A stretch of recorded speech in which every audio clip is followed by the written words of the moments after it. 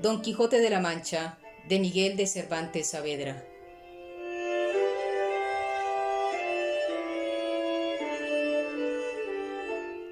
Entrega número quinta.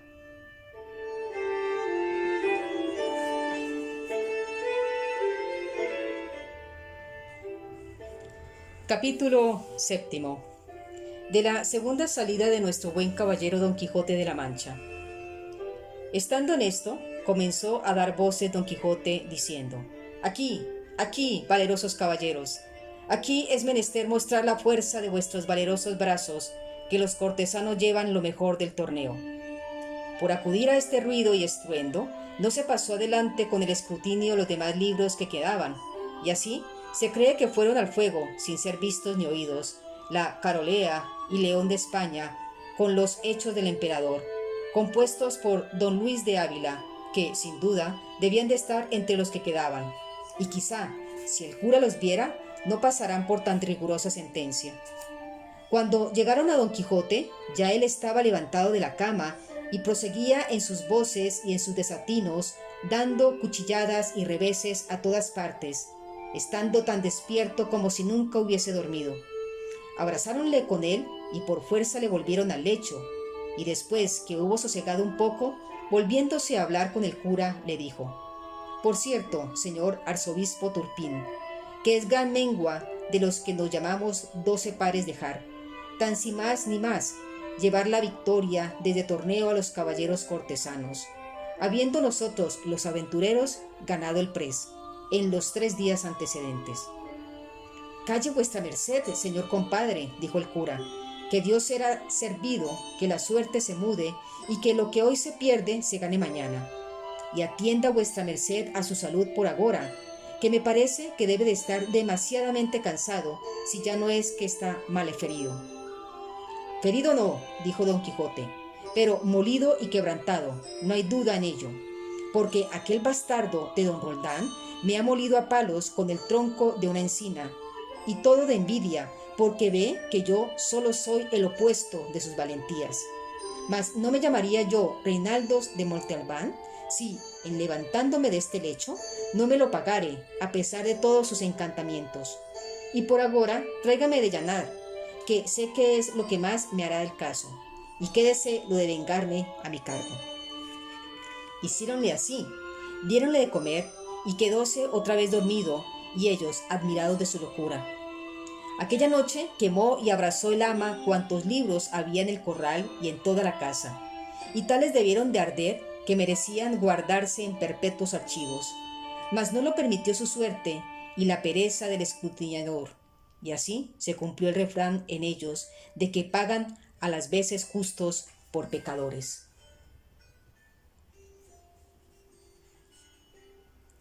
Uno de los remedios que el cura y el barbero dieron, por entonces, para el mal de su amigo, fue que le murasen y tapizasen el aposento de los libros, porque cuando se levantase no los hallase. Quizás quitando la causa cesaría el efecto. Y que dijesen que un encantador se los había llevado, y el aposento y todo, y así fue hecho con mucha presteza. De allí a 2 días se levantó Don Quijote, y lo primero que hizo fue ir a ver a sus libros, y como no hallaba el aposento donde le había dejado, andaba de una en otra parte buscándole. Llegaba a donde solía tener la puerta, y tentábale con las manos, y volvía y revolvía los ojos por todo, sin decir palabra. Pero al cabo de una buena pieza, preguntó a su ama qué hacía, qué parte estaba del aposento de sus libros. El ama, que ya estaba bien advertida de lo que había de responder, le dijo: ¿Qué aposento o qué nada? ¿Busca vuestra merced? Ya no hay aposento ni libros en esta casa, porque todo se lo llevó el mismo diablo. No era el diablo, replicó la sobrina, sino un encantador que vino sobre una nube una noche, después del día que vuestra merced de aquí se partió, y apeándose de una sierpe en que venía caballero, entró en el aposento, y no sé lo que se hizo adentro, que a cabo de poca pieza salió volando por el tejado y dejó la casa llena de humo, y cuando acordamos a mirar lo que dejaba hecho, no vimos libro ni aposento alguno. Solo se nos acuerda muy bien a mí y al ama que, al tiempo del partiese aquel mal viejo, dijo en altas voces que, por enemistad secreta que tenía el dueño de aquellos libros y aposento, dejaba hecho el daño en aquella casa que después se vería. Dijo también que se llamaba el sabio Muñatón.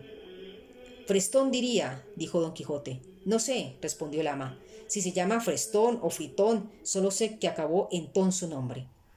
Así es, dijo don Quijote, que ese es un sabio encantador, grande enemigo mío, que me tiene ojeriza, porque sabe por sus artes y letras que tengo de venir, andando los tiempos, a pelear en singular batalla con un caballero a quien él favorece, y le tengo de vencer, sin que él lo pueda estorbar, y por esto procura hacerme todos los sinsabores que puede. Y mándole yo que mal podrá él contradecir ni evitar lo que por el cielo está ordenado. ¿Quién duda de esto? Dijo la sobrina. Pero, ¿quién le mete a vuestra merced, señor tío, en esas pendencias? ¿No será mejor estarse pacífico en su casa y no irse por el mundo a buscar pan de trastigo, sin considerar que muchos van por lana y vuelven trasquilados? Oh, sobrina mía, respondió don Quijote, y cuán mal que estás en la cuenta. Primero que a mí me trasquilen, tendré peleas, y quitadas las barbas a cuantos imaginaren tocarme en la punta de un solo cabello. No quisieron las dos replicar más, porque vieron que se le encendía la cólera. Es pues el caso que él estuvo 15 días en casa muy sosegado, sin dar muestras de querer secundar sus primeros devaneos, en los cuales días pasó graciosísimos cuentos con sus dos compadres, el cura y el barbero, sobre que él decía que la cosa de que más necesidad tenía el mundo era de caballeros andantes y de que en él se resucitase la caballería andantesca. El cura algunas veces le contradecía y otras concedía, porque si no guardaba este artificio, no había poder averiguarse con él. En este tiempo solicitó don Quijote a un labrador vecino suyo, hombre de bien, si es que este título se puede dar al que es pobre, pero de muy poca sal en la mollera. En resolución, tanto le dijo, tanto le persuadió y prometió, que el pobre villano se determinó de salirse con él y servirle de escudero.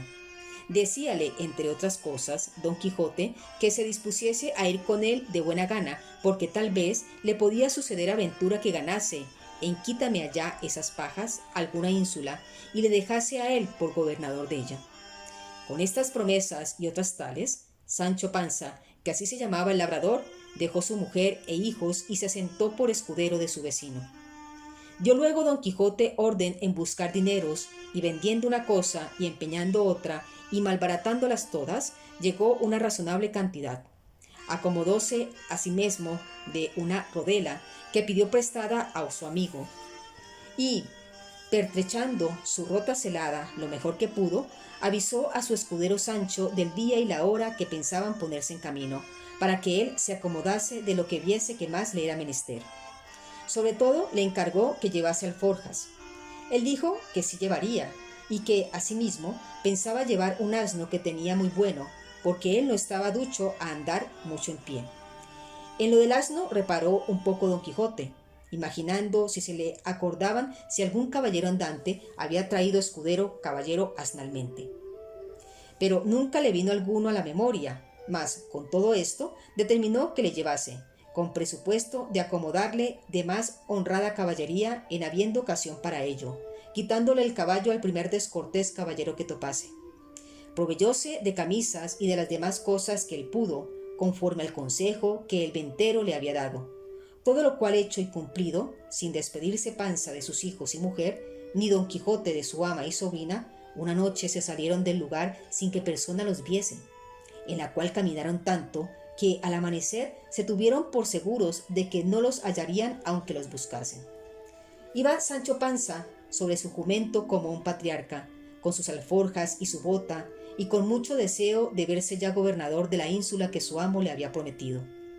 Acertó don Quijote a tomar la misma derrota, y camino que él había tomado en su primer viaje, que fue por el campo de Montiel, por el cual caminaba con menos pesadumbre que la vez pasada, porque, por ser la hora de la mañana y herirles a soslayo los rayos del sol, no le fatigaban. Dijo en esto Sancho Panza a su amo: «Mire vuestra merced, señor caballero andante, que no se le olvide lo que de la ínsula me tiene prometido, que yo la sabré gobernar, por grande que sea». A lo cual le respondió don Quijote: Has de saber, amigo Sancho Panza, que fue costumbre muy usada de los caballeros andantes antiguos hacer gobernadores a sus escuderos de las ínsulas o reinos que ganaban. Y yo tengo determinado de que por mí no falte tan agradecida usanza. Antes, pienso aventajarme en ella, porque ellos algunas veces, y quizás las más, esperaban a que sus escuderos fuesen viejos, y ya después, hartos de servir y de llevar malos días y peores noches, les daban algún título de conde, o por lo mucho de marqués, de algún valle o provincia de poco más o menos. Pero, si tú vives y yo vivo, bien podría ser que antes de 6 días ganase yo tal reino que tuviese otros a él adherentes, que viniesen de molde para coronarte por rey de uno de ellos. Y no lo tengas a mucho, que cosas y casos acontecen a los tales caballeros, por modos tan nunca vistos ni pensados, que con facilidad te podría dar aún más de lo que te prometo. De esta manera, respondió Sancho Panza, si yo fuese rey por algún milagro de los que vuestra merced dice, por lo menos Juana Gutiérrez, mi oíslo, vendría a ser reina y mis hijos infantes. Pues, ¿quién lo duda? Respondió don Quijote. Yo lo dudo, replicó Sancho Panza, porque tengo para mí que aunque lloviese Dios reino sobre la tierra, ninguno asentaría bien sobre la cabeza de Mari Gutiérrez. Sepa, señor, que no vale 2 maravedíes para reina, condesa le caería mejor, y aun Dios y ayuda. Encomiéndalo tú a Dios, Sancho, respondió don Quijote, que él dará lo que más le convenga, pero no apoques tu ánimo tanto, que te vengas a contentar con menos que con ser adelantado. No lo haré, señor mío, respondió Sancho, y más teniendo tan principal amo en vuestra merced, que me sabrá dar todo aquello que me está bien y yo pueda llevar.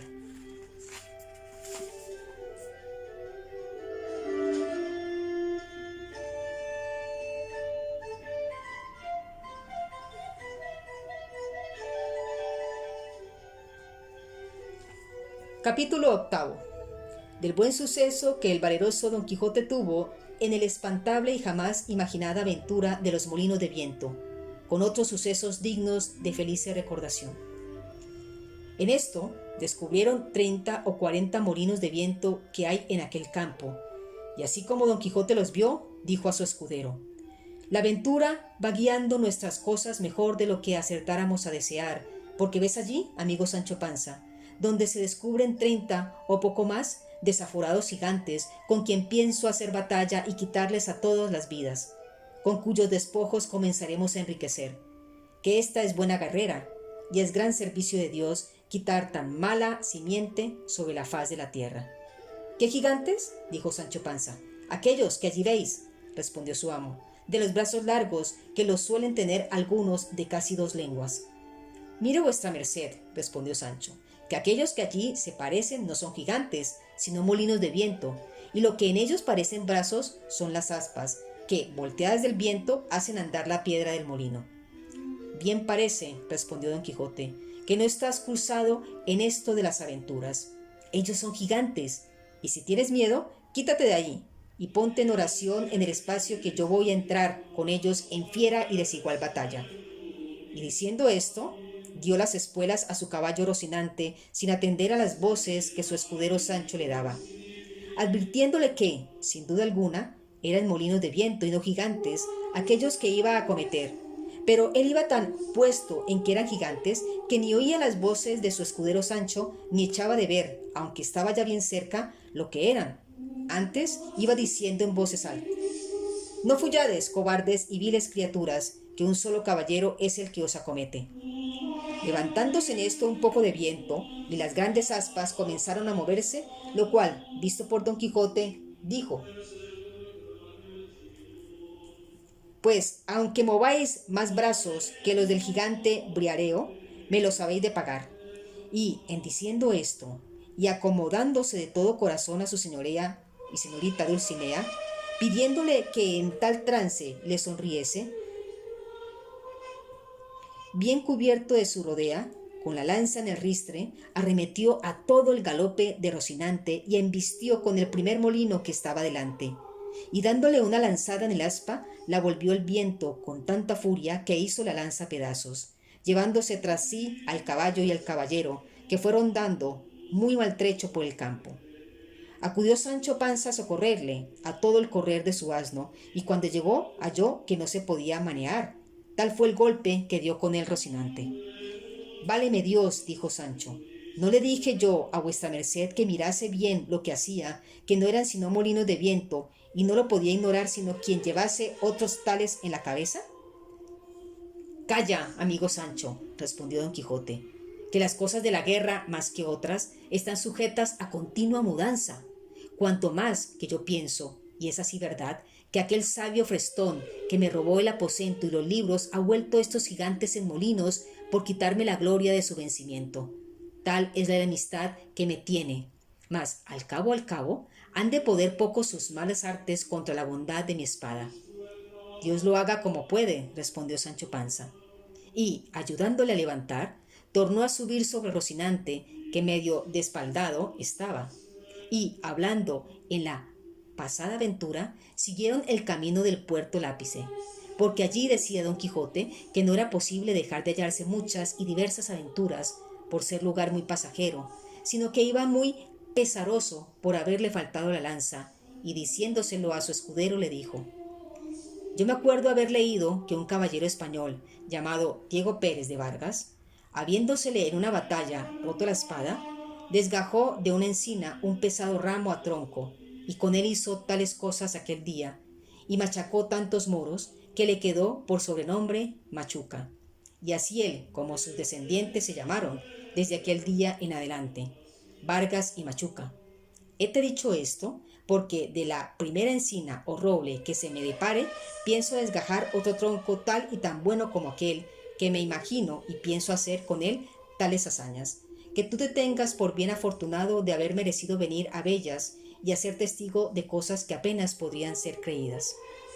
A la mano de Dios, dijo Sancho, yo le creo todo así como vuestra merced lo dice, pero enderécese un poco, que parece que va de medio lado, y debe de ser del molinero de la caída. Así es la verdad, respondió don Quijote, y si no me quejo del dolor, es porque no es dado a los caballeros andantes quejarse de herida alguna, aunque se les salgan las tripas por ella. Si eso es así, no tengo yo que replicar, respondió Sancho, pero sabe Dios si yo me holgara que vuestra merced se quejara cuando alguna cosa le doliera. De mí sé decir que me he de quejar del más pequeño dolor que tenga. Si ya no se entiende tan bien con los escuderos de los caballeros andantes eso de no quejarse.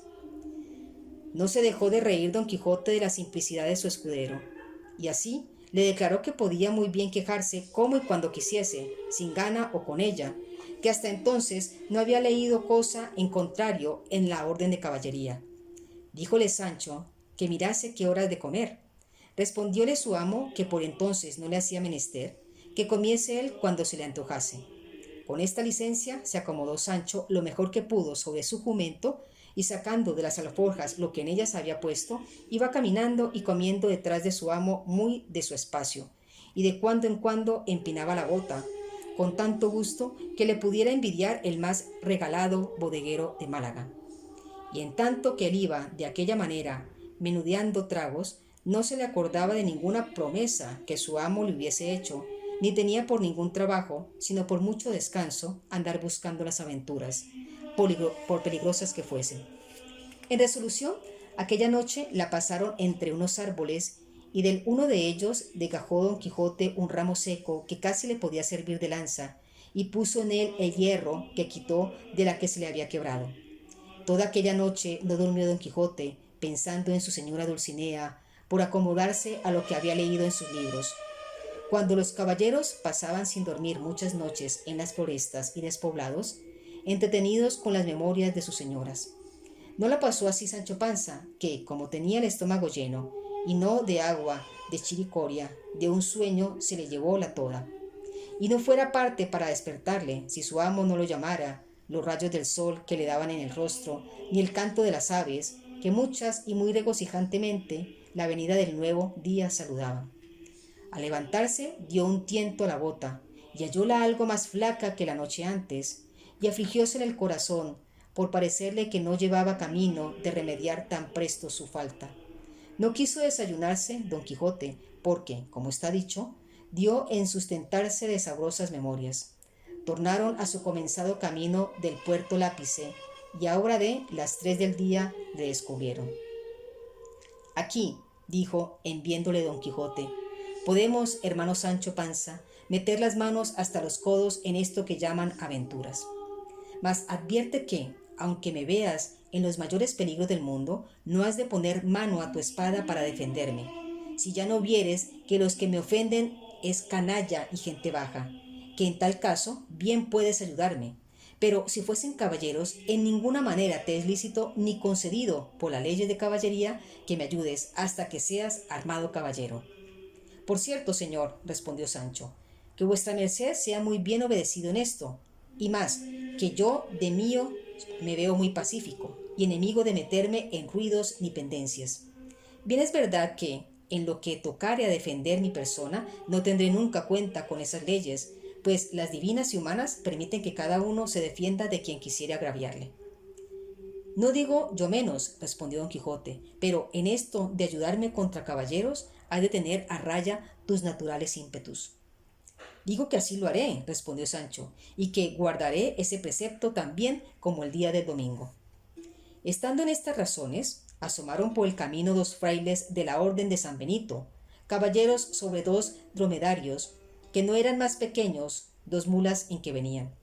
Traían sus antojos de camino y sus cristasoles. Detrás de ellos venía un coche, con 4 o 5 de a caballo que le acompañaban y 2 mozos de mulas a pie. Venían en el coche, como después se supo, una señora vizcaína que iba a Sevilla, donde estaba su marido, que pasaba a las Indias con un muy honroso cargo. No venían los frailes con ella, aunque iban al mismo camino. Mas apenas los divisó don Quijote cuando dijo a su escudero: o yo me engaño, o esta ha de ser la más famosa aventura que se haya visto, porque aquellos bultos negros que allí parecen deber de ser, y son sin duda algunos encantadores que llevan hurtada alguna princesa en aquel coche, y es menester deshacer este tuerto a todo mi poderío. Peor será esto que los molinos de viento, dijo Sancho. Mire, señor, que aquellos son frailes de San Benito, y el coche debe de ser alguna gente pasajera. Mire que digo que mire bien lo que hace, no sea el diablo que le engañe. Ya te he dicho, Sancho, respondió don Quijote, que sabes poco de achaque de aventuras. Lo que yo digo es verdad, y ahora lo verás. Y, diciendo esto, se adelantó y se puso en la mitad del camino por donde los frailes venían, y, en llegando tan cerca que a él le pareció que le podrían oír los que dijese, en voz alta dijo: gente endiablada y descomunal, dejad luego al punto las altas princesas que en ese coche lleváis forzadas, si no, aparejaos a recibir presta muerte, por justo castigo de vuestras malas obras. Detuvieron los frailes las riendas y quedaron admirados, así de la figura de don Quijote como la de sus razones, a las cuales respondieron: señor caballero, nosotros no somos endiablados ni descomunales, sino 2 religiosos de San Benito que vamos por nuestro camino, y no sabemos si en este coche vienen o no ningunas forzadas princesas. Para conmigo no hay palabras blandas, que yo no os conozco. Fementida canalla, dijo don Quijote. Y sin esperar más respuesta, picó a Rocinante y, lanza en baja, arremetió contra el primer fraile, con tanta furia de nuevo que, si el fraile no se deja caer de la mula, él le hiere venir al suelo mal de su grado, y aún mal ferido, si no cayera muerto. El segundo religioso, que vio del modo que trataban a su compañero, puso piernas al castillo de su buena mula y comenzó a correr por aquella campaña más ligero que el mismo viento. Sancho Panza, que vio en el suelo el fraile, apeándose ligeramente de su asno, arremetió a él y le comenzó a quitar los hábitos. Llegaron en esto 2 mozos de los frailes y preguntóronle que por qué le desnudaba. Respondióle Sancho que aquello le tocaba a él legítimamente, como despojos de la batalla de su señor don Quijote, que lo había ganado. Los mozos, que no sabían de burlas ni entendían aquello de despojos ni batallas, viendo que ya don Quijote estaba desviando de allí, hablando con las que en el coche venían, arremetieron con Sancho y dieron con él en el suelo. Y sin dejarle pelo en las barbas, le molieron a coces y le dejaron tendido en el suelo sin aliento ni sentido.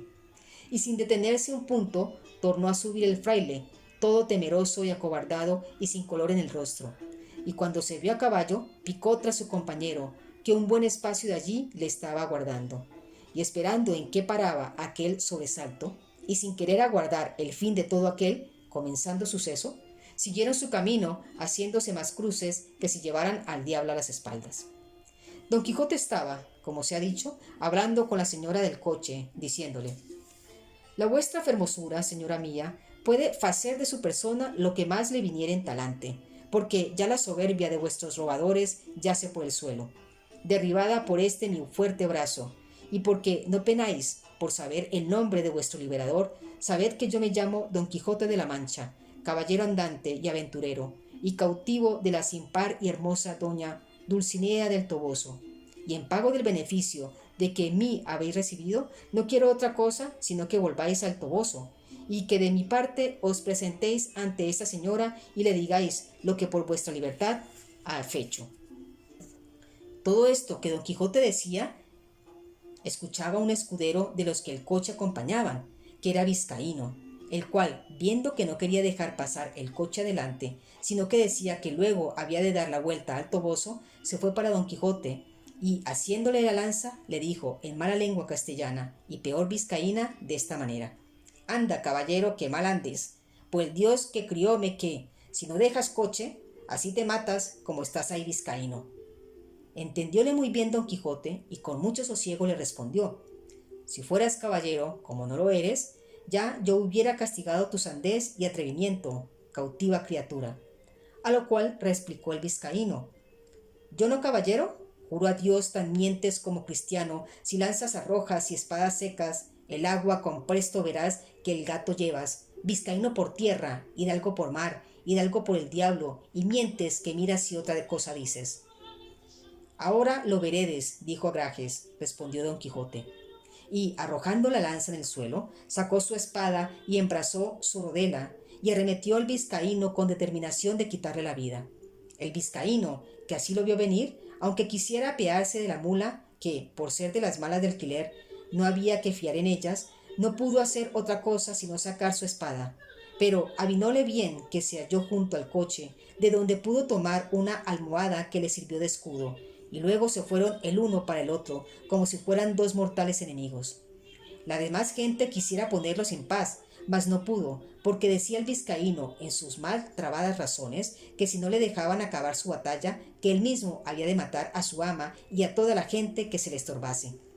La señora del coche, admirada y temerosa de lo que veía, hizo al cochero que se desviase de allí algún poco, y desde lejos se puso a mirar la rigurosa contienda, en el discurso de la cual dio al vizcaíno una gran cuchillada a Don Quijote encima de un hombro, por encima de la rodela, que, a dársela sin defensa, le abriera hasta la cintura.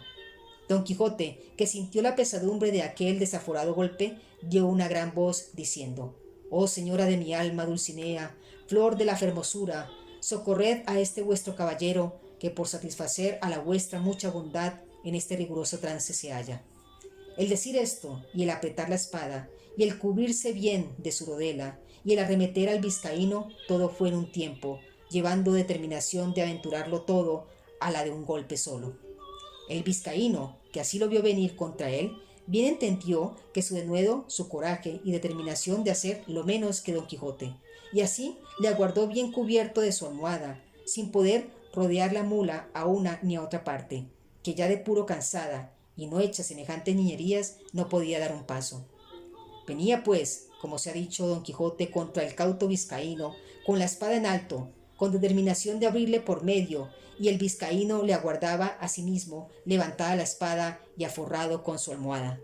Y todos los circunstantes estaban temerosos y colgados de lo que había de suceder de aquellos tamaños golpes con que se amenazaban. Y la señora del coche y las demás criadas suyas estaban haciendo 1000 votos y ofrecimientos a todas las imágenes y casas de devoción de España, porque Dios librase a un escudero y a ellas de aquel tan grande peligro en que se hallaban. Pero está el daño de todo esto, que en este punto y terminó deja pendiente el autor de esta historia esta batalla, disculpándose que no halló más escrito de estas hazañas de Don Quijote de las que deja referidas. Bien es verdad que el segundo autor de esta obra no quiso creer que tan curiosa historia estuviese entregada a las leyes del olvido, ni que hubiese sido tan poco curiosos los ingenios de la Mancha que no tuviesen en sus archivos o en sus escritorios algunos papeles que de este famoso caballero tratasen. Y así, con esta imaginación, no se despertó de hallar el fin de esta apacible historia, el cual, siéndole el cielo favorable, le halló del modo que se contará en la segunda parte.